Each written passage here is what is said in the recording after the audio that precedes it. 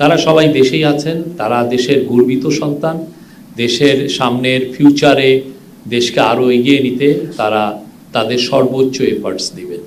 আর উপদেষ্টারা যারা তারা শপথের দিন থাকবেন, তারা জয়েন করবেন এবং শপথের দিন তারা ফ্ল্যাগবাহী গাড়িতে যাবেন। যাওয়ার পরে যখন শপথ অনুষ্ঠিত হয়ে যাবে, আসার সময় তারা ওই গাড়ি তাদেরকে তাদের বাসায় পৌঁছে দিবে, কিন্তু আর ওইখানে আর ফ্ল্যাগ থাকবে না।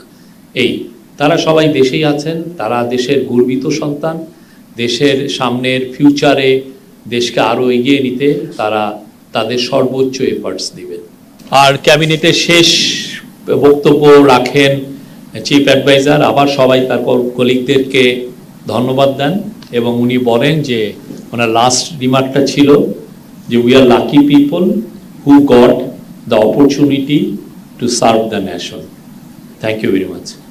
স্বাস্থ্যকর হালিম রাঁধুনি হালিম, হালিম হোক রাঁধুনি হালিম।